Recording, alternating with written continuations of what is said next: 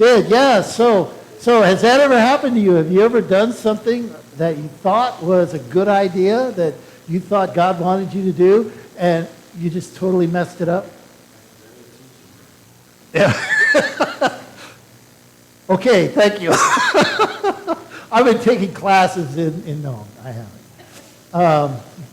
Yes, so we've done those things, and this passage this morning we're going to see that David can relate to that.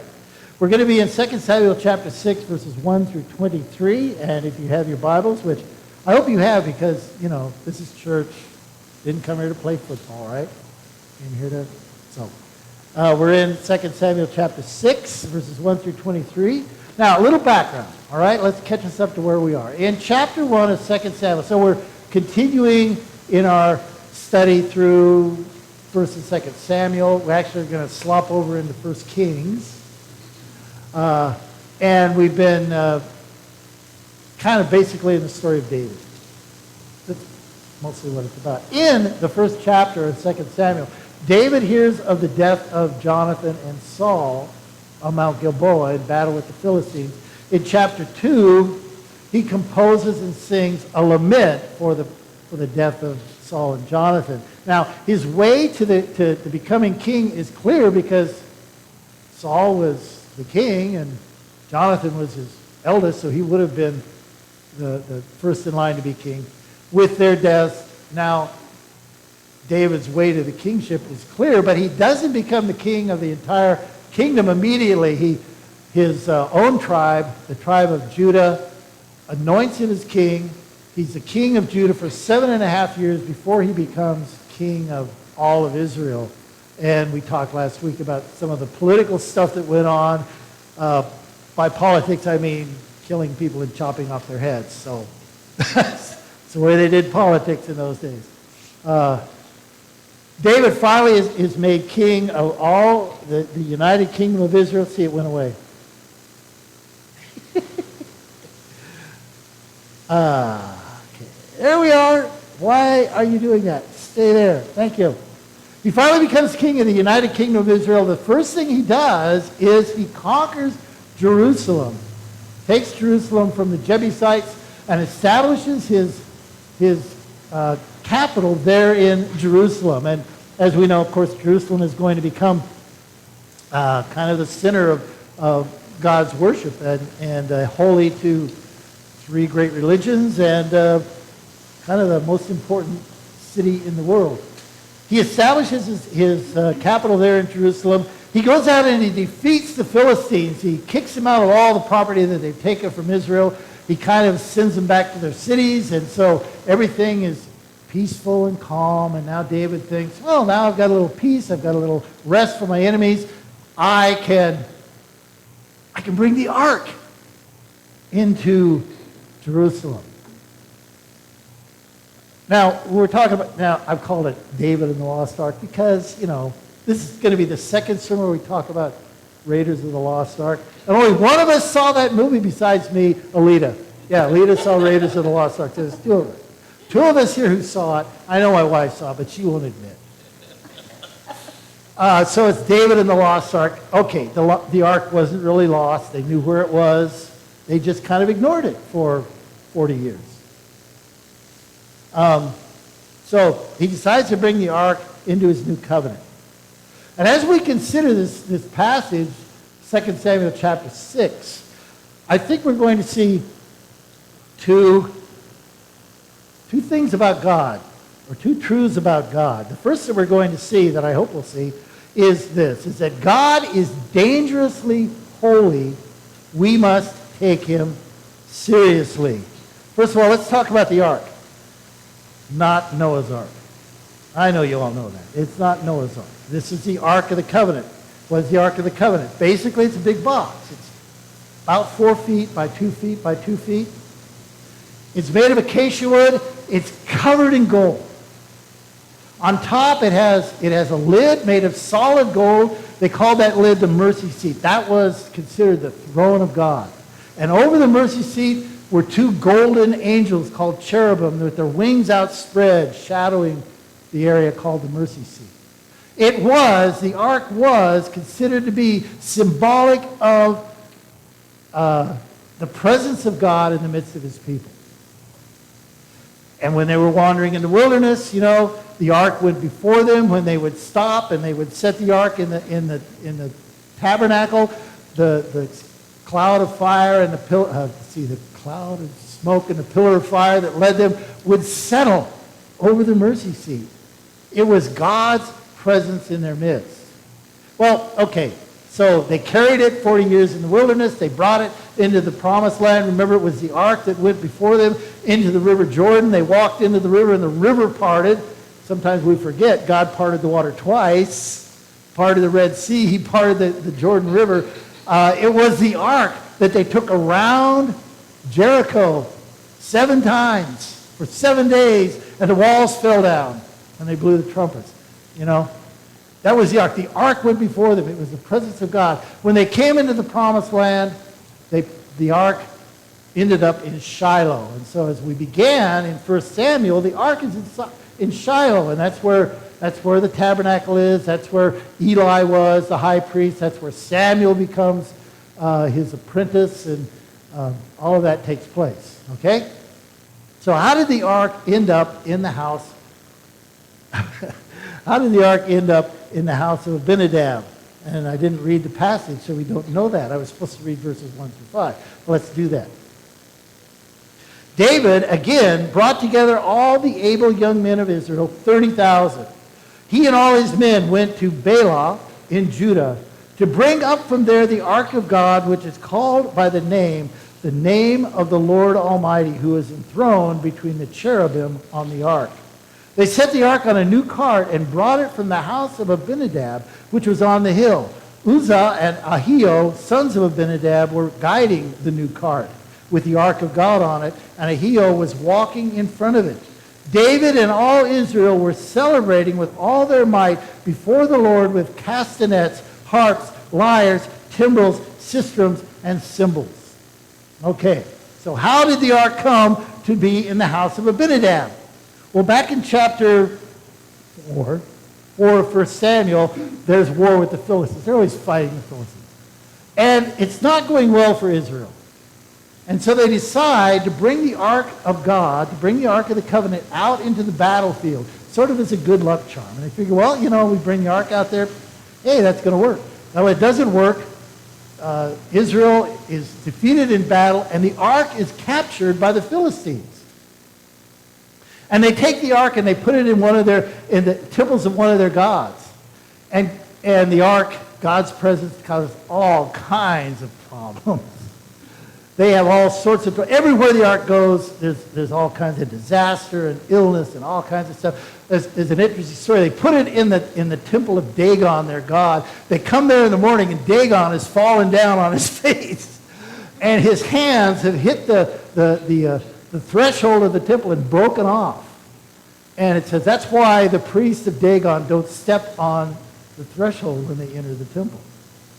All right. So anyway, the point is, God takes on Dagon, he takes on the gods of the Philistines, and he basically beats them.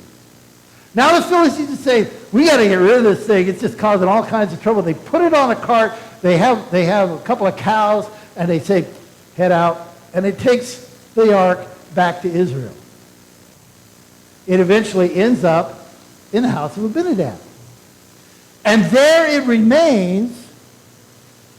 This is not going to work if this is going to do this. All right. And there it remains through all of the reign of Saul. Now it's interesting, I think. Maybe it doesn't surprise you that Saul has no interest in the ark. And so for 40 years when Saul is king, the ark is just basically forgotten. It's in the house of Abinadab. He's the priest. He takes care of it. He guards it. His son, Eleazar, is given the task of guarding the ark. And so, it's there, but nobody really pays any attention to it. Until David decides to bring it into Jerusalem. Now, what's the significance of that? Well, number one, there's a political significance. David is a wise and canny politician. And he realizes that in order to centralize his power. Not only does political power need to flow from his capital of Jerusalem, but spiritual power as well. You know, they didn't have separation of church and state in those days. There was a national religion, the worship of Yahweh. And so he brings the ark, he's going to bring the ark into Jerusalem because he thinks now not only will people be politically tied to Jerusalem, they'll also be religiously tied to Jerusalem. So it's a smart thing to do politically. Secondly, of course, there's also a spiritual meaning here. I mean, think about Jerusalem. Jerusalem is all throughout the Bible. Even before this, Jerusalem is an important city. It's the city of God, the holy city, the sacred city. And so here we have this picture of God's presence entering God's holy city where God's chosen king rules over God's people. And so it all comes together as David brings the ark into Jerusalem. Well, so David goes out there. It had to be impressive. 30,000 men. You know how many that is? That's 30,000. That's a lot of people. I mean, we never had 30,000 people in Afghanistan in the military at one time. That's a lot of soldiers. And they all come, and David's all dressed up, I'm sure, in his regal finery, and they're gonna bring the ark to Jerusalem, and they build a new cart. I'm sure they do that to honor God. You know, they don't just any old cart. They build a new one to put the ark on, and they're going to bring the ark in, and it's, you know, they got a worship band. It's going on, man, and they're marching, and David's all, you know, he's all dressed up. It's great. And then God decides to rain on David's parade. Look at verses 6 and 7. Then they came to the threshing floor of Nacon. Uzzah reached out and took hold of the ark of God because the oxen stumbled. The Lord's anger burned against Uzzah because of his irreverent act. Therefore God struck him down, and he died there beside the ark of God. So you talk about a buzzkill, right? Here's David. They're bringing the ark. They've got it on the cart. They're marching. They're playing the music. It's a big parade. And they come to a place. It's kind of rough. And apparently the oxen stumble. And remember, Ahio's out front, probably leading the oxen. And Uzzah, his brother, is back beside the ark. And he thinks that the ark is going to fall. And so he reaches out to steady it.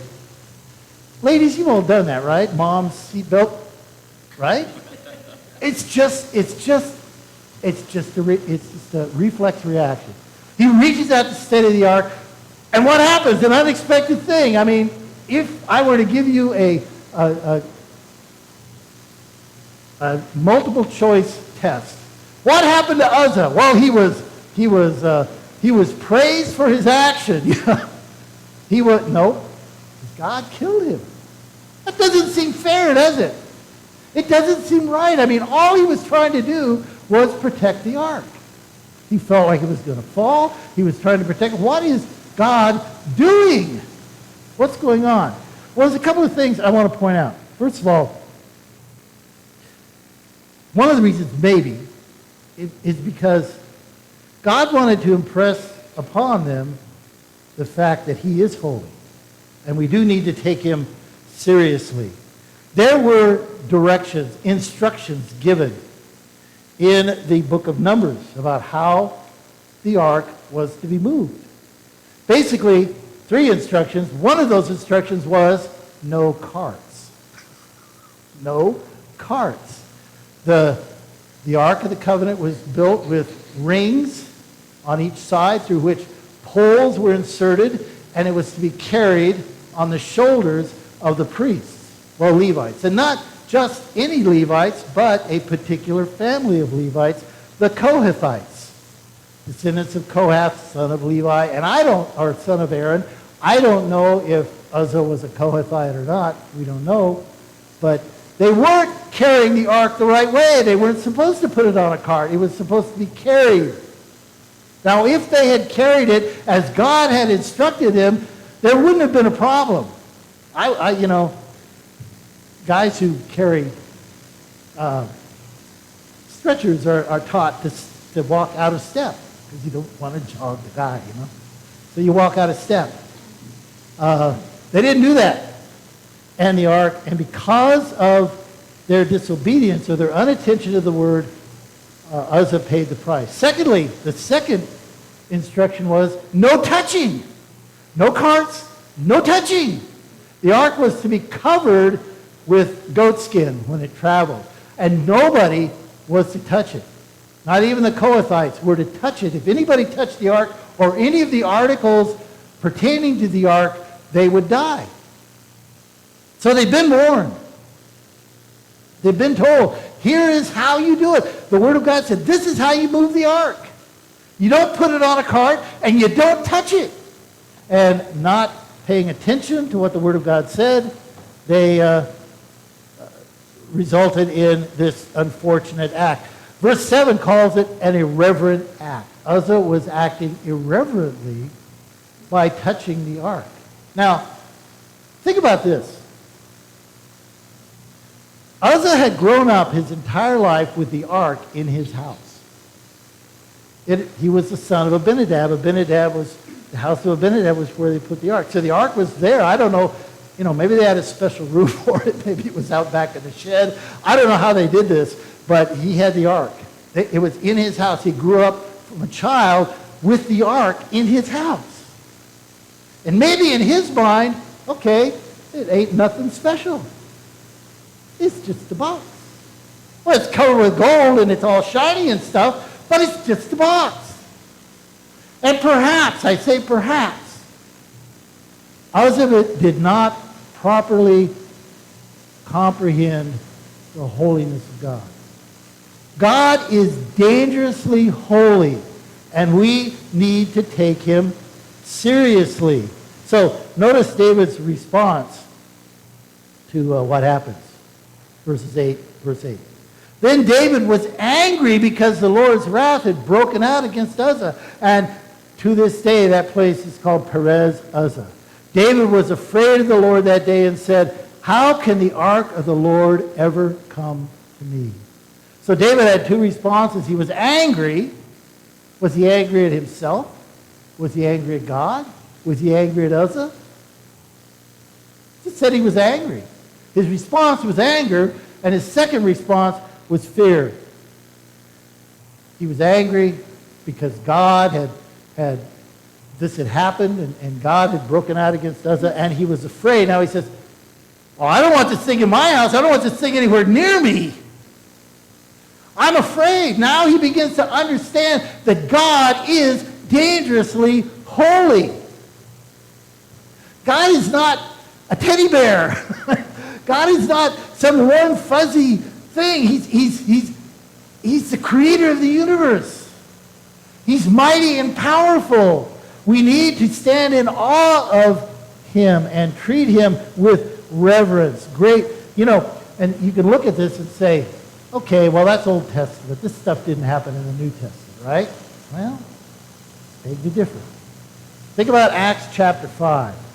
Two people, Ananias and Sapphira, in the church, and the people were, selling their properties, and they were bringing the money, giving it to the apostles for them to use for the relief of the widows and the orphans. And Ananias and Sapphira saw that happening, and they saw, these people, they get a lot of praise and stuff, so we're going to sell a property, and we're going to bring the money but we're not going to bring all the money. We're just going to bring some of the money, and then we're going to say, we brought it all. God didn't care whether they brought it all or not. The problem was they came with part of it, and they said it's all of it. They lied to God. They lied to the apostles. And what happened? Ananias, the husband, was struck dead. Later on, his wife comes in. She repeats the lie. She's struck dead. And what's the response in Acts chapter 5:11? How does the church respond? Great fear seized the whole church and all who heard about these events. Great fear. Same response that David had. You see, God is great and holy. He is dangerously holy, the God with whom we have to deal, and we ought to reverence him and hold him in awe. So what happens? Well, David, verse 10, he was not willing to take the ark of God, ark of the Lord, to be with him in the city of David. Instead, he took it to the house of Obed-Edom, the Gittite, The ark of the Lord remained in the house of Obed-Edom the Gittite for 3 months, and the Lord blessed him and his entire household. So David doesn't want to take the ark into Jerusalem, and I don't know, this guy's house must have been nearby, and they put it in this guy's house. I don't even know if this guy's a believer. He's a Gittite. I don't know what a Gittite is. But there he is, and they put the ark in his house. I don't know if they even asked him, hey, Obed-Edom, can we put the ark in your house? Or did they just say, David say, I'm the king, we're going to put the ark in here, and God's presence begins to bless the guy. Isn't that interesting how God's presence, even though this guy may not even be a believer, God's presence blesses him. Sometimes we do something we know that God wants, but it turns out badly. Why? Sometimes it's because we do it for the wrong reason. We do it for personal glory. We do it to have people look at us and say, oh, what a fine person he is. That was the problem with the Pharisees, you know. They did the right things. They prayed, they fasted, they gave to the poor, but they did it all so that everybody could see them do it. And I don't know if that's what was in David's mind, but that's my picture here. David goes down to get the ark. He's got all his finery on. He's got all of his soldiers there. It's a big parade. It's a big show. And he just knows in his heart everybody's going to look at that and going to say, what a great king David is. All about me. Or we do it in the wrong way. We do it without giving attention or obedience to the word. I'm struggling for an illustration, but all I can think about, I've used this before, but I was involved in a campus ministry before I went to Huntington College. And one of their ways of opening a conversation with somebody was to go and you would take a survey. And you'd approach the person, you'd say, oh, we want this survey, we want to get your opinions about spiritual things. You do this survey. But the real reason in taking the survey wasn't to get their opinions. You didn't care a bean about their opinions. The purpose in taking the survey was to get to the place where you could share the 4 spiritual laws with them. I got nothing against sharing the 4 spiritual laws, but that was dishonest. I'm sorry. I always felt wrong about that. To do God's work in a way that is not honoring to God. And I think David here illustrates that. So let's move on. So the number one. God is dangerously holy. We must take him seriously. The second truth about God that we learn in this passage is that God is wonderfully good. We can rejoice unashamedly. So David tries again. Now let's go to verse 12. Now King David was told, the Lord has blessed the household of Obed-Edom and everything he has because of the Ark of God. So David went to bring the Ark of God from the house of Obed-Edom to the city of David with rejoicing. When those who were carrying the Ark of the Lord had taken 6 steps, he sacrificed a bull and a fatted calf. Wearing a linen ephod, David was dancing before the Lord with all his might, while he and all Israel were bringing up the Ark of God with shouts and the sound of trumpets. Verse 7. They brought the Ark of the Lord and set it in its place inside the tent that David had pitched for it, and David sacrificed burnt offerings and fellowship offerings before the Lord. After he had finished sacrificing the burnt offerings and fellowship offerings, he blessed the people in the name of the Lord Almighty. Now, verse 19. Then he gave a loaf of bread and a cake of dates and a cake of raisins to each of the persons in the whole crowd of Israelites, both men and women, and all the people went to their homes. So David decides to do a do-over. He decides to try again. While the ark has been in the house of Obed-Edom for 3 months, Obed-Edom has had a great time. He's been blessed, and, everything is going great. His animals are fruitful. His fruit is, his crops are growing. Things are going great. And someone comes and tells David, and David says, I want to get a piece of that. But this time, They do it the right way. Now notice it says in verse 13, those who were carrying the ark. There's no cart now.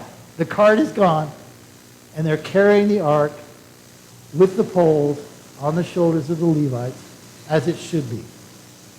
So they do it with attention to God's word. Secondly, there's sacrifice and humility. He says when they had gone 6 steps, David sacrificed an animal, actually 2 animals. Now, we don't really know what that means. Does it mean when they started out and they'd walk 6 steps, he sacrificed an animal at the beginning? Or every 6 steps, all along the way, every time they walked 6 steps, he sacrificed? We don't know for sure. 6 steps is, let's see. Anyway, it's about 18 feet. I'd fall off the end. Okay. 6 steps is about 18 feet. It was 9 miles from where they had left the ark to Jerusalem. So I didn't do the math, but 18 feet into 9 miles. You do the math yourself. You figure out how many sacrifices that would be. That's a lot of animals. That's a lot of blood. That's a lot of sacrifice, if they did it that way. So there was sacrifice and there was humility. David does not come with his crown. He doesn't come with his royal robes. He comes in a linen ephod, which is basically just kind of a shift of ladies, a long linen shirt. And he comes stripped of all signs of royalty, wearing a linen ephod. So now he's humble. It's not about David. It's about God. And it says they come with hearts filled with joy. And here's the passage, David danced before the Lord. We've done so many things with this. It's crazy. All right, I'm going to ask you, anyone ever see the movie Footloose? Alita? Footloose? Ah! Thank you, Alita! Footloose, okay. What does he say when he comes, the kid that's doing all the dancing, he comes before I don't know who they were, the local whatever. What does he say? David danced before the Lord. Right? Okay, fine. It's not the same thing, okay? David dancing before the Lord is not like going to a dance. And I know this was always, Huntington College had a prohibition against school-sponsored dances. And some kids always would complain, oh, David danced before the Lord! It's not the same thing, brothers and sisters. It's not the same thing. This is more like a holiness meeting. Where people get all excited, they get blessed in the Lord, they start running around. That's what this is like. David danced before the Lord. And so, as an expression of his overwhelming, unrestrained joy, and it says that everybody was happy. And David, just to make sure, he gives everybody a gift. He gives them all food. He gives them raisin cakes and stuff, because you don't usually get that kind of stuff. But, that's why we gave gifts to people. That's why we gave gifts to people on Christmas, so that everybody would be happy. Right? But not everyone was happy. And you may have noticed I skipped a verse when I read. Let's go back to that verse, verse 16. As the Ark of God was entering the city of David, Michal, daughter of Saul, watched from a window. And when she saw King David leaping and dancing before the Lord, she despised him in her heart. So, here's Michal. David's wife, shall I say, one of David's wives. I don't know how many he has at this point, but he's got a few. Michal was the daughter of Saul, and she was given to David after he slew Goliath as kind of a prize. And notice she's watching from a window. She didn't come to the party. She's not down in the street with the rabble. She's watching from a window. And when she sees King David dancing and leaping before the Lord, she despised him in her heart. It means she was disgusted by his behavior. It's as if, pardon me, but as if you see a person urinating in public. She despised him in her heart. And we know that there's a confrontation coming up, right? We get that in verse 20. When David returned home to bless it, so he's done doing everything. He's done with the party. The ark is in the tent he pitched. They've done the sacrifices. He sent everybody home, and now he returns home to bless his household. Michal, daughter of Saul, came out to meet him and said, "How the king of Israel has distinguished himself today, going around half naked in full view of the slave girls and of his servants as any vulgar fellow would." I hope you can catch the sarcasm in that. And David responds, this is a withering response. David said to Michal, "It was before the Lord who chose me rather than your father or anyone from his house when he appointed me ruler over the Lord's people Israel. I will celebrate before the Lord. I will become even more undignified than this, and I will be humiliated in my own eyes. But by these slave girls you spoke of, I will be held in honor." And Michal, daughter of Saul, had no children to the day of her death.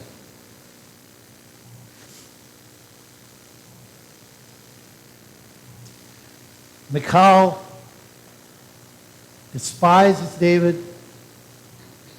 She greets him at the door with sarcasm and mocking, but David does not allow Michal's sarcasm to douse his enthusiasm.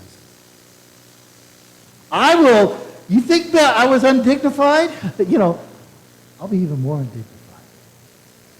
I was dancing before the Lord who made me king over your father.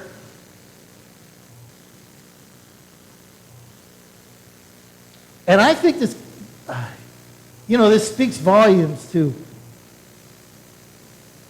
the attitude of the world to believers today. I don't need to tell you that Christians are not very popular in the world today. And I'm not going to cry about being persecuted. We're not persecuted in America. Knock that stuff off. We're not persecuted in America. Christians are persecuted other places, but we have it pretty easy here. But, you're a Christian. People know you're a Christian. You get it. You get the looks. You get the sarcasm. You get the mocking attitudes. It may be, the people you work with. It may be where you go to school. Maybe in your own family. But you know what I'm talking about. And the things that we believe in, the things that we think are holy, are mocked in our culture today. And so, there's a tendency among Christians to kind of, this religion thing is pretty good, this Jesus stuff, it's good, but just kind of cool it. You're passionate about Jesus, but the people around you don't understand. Michal she looks out and she's thinking, how undignified. You're the king of Israel. And she knows about royalty. She's a king's daughter. That's not the way a king ought to act. I think it's also, if you feel that, if you feel the rejection, the sarcasm, the mocking of our culture, of your friends and family because you're a Christian, take heart, because you are not alone. David here, in his own family, his own life. Better than that, Jesus.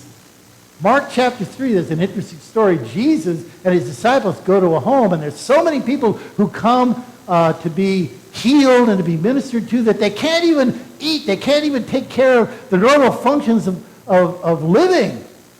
And his family back in Nazareth hear about it, and it says they came to take charge of him because they said, he's out of his mind. That's Jesus' family.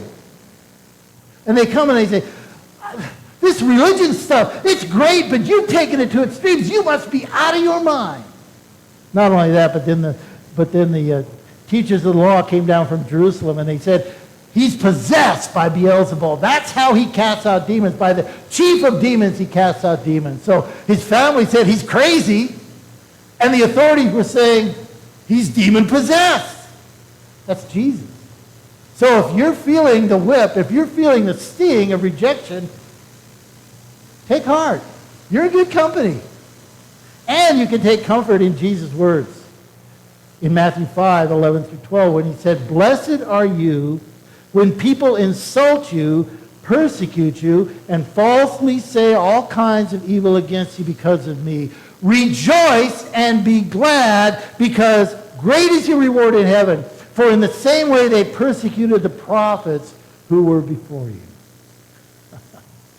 So you're in good company. You're in good company. You have the congratulations and the blessing of Christ. Okay. C.S. Lewis, Chronicles of Narnia. Aslan is the lion, and he's the true king and ruler of Narnia. And he is someone not to be trifled with. And when the Pevensie children first hear about him, they don't know exactly how to respond. And this scene takes place in the house of the beavers. I know this sounds weird, but if you've ever read Chronicles of Narnia, you know what I'm talking about, right? So they're wondering, what would it be like to meet Aslan?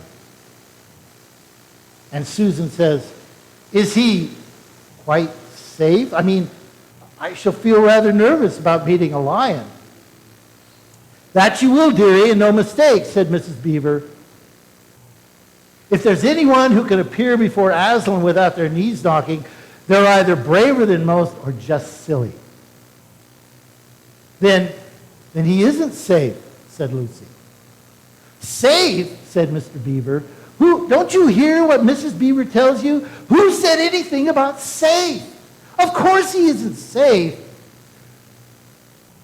But he's good. He's the king, I tell you.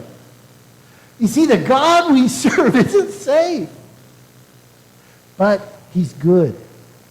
He is dangerously holy. We must take him seriously. And he is wonderfully good, and so we can worship him unashamedly. As David and Israel finally did. They finally got it right.